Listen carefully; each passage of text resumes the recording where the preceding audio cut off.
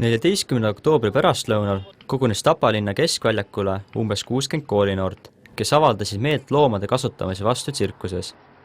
Nimelt oli Tapalinna külastamas tsirkus nimega Zoo Imperium, mille pealmiseks tõmbenumbriks on rikkalik valik etteasteid loomaliikidega koerast krokodillini välja.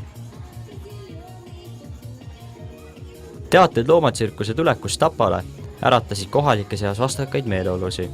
Tapa gümnaasiumi õpilased Helga Rants-Külmalik ja Betty Abel kutsusid õpetajaid üles tunnides arutlema loomade tsirkuses kasutamise teemadel ning vilistlase Linda Tali eestvedamisel otsustati kokku kutsuda meeleavaldus.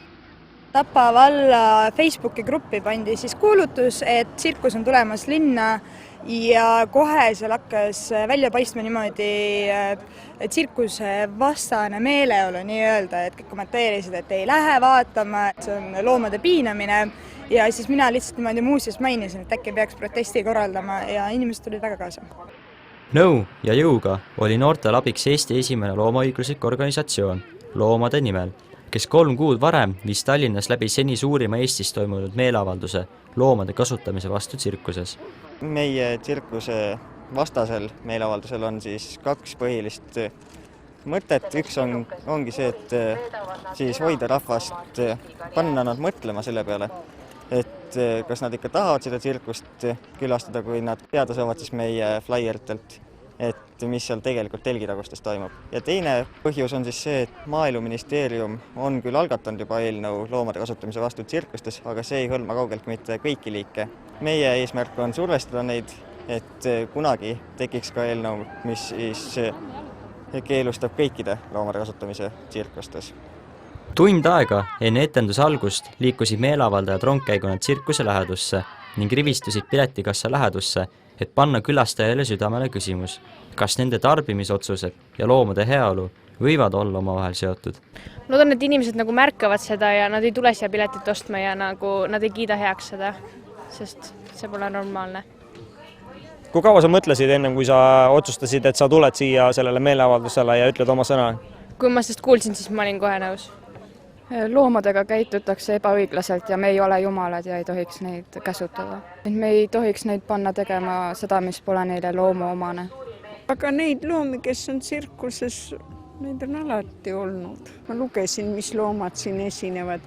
Mõni loom kohe tahab esineda. Mul oli omal koer, see tegi ka tsirkust. Ta isegi käis toas ka juba 2 jala peal.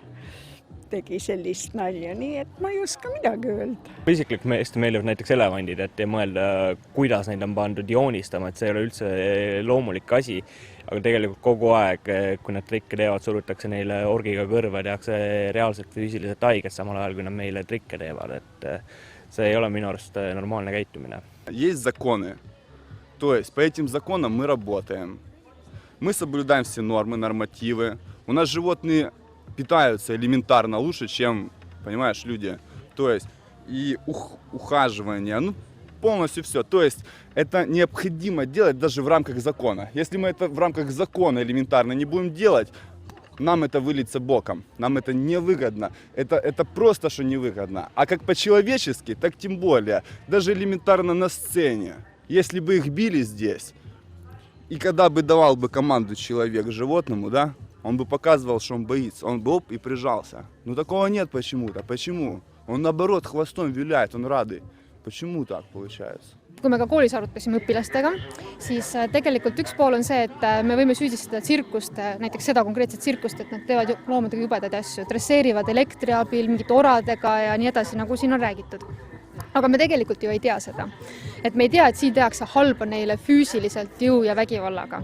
Aga kindlasti on nad just stressis. Neil on väikesed puurid, nad on aasta läbi ratastel, nad on kuidas öelda, oma loomulikust elutingimusest sellest elupaigast väljaspool.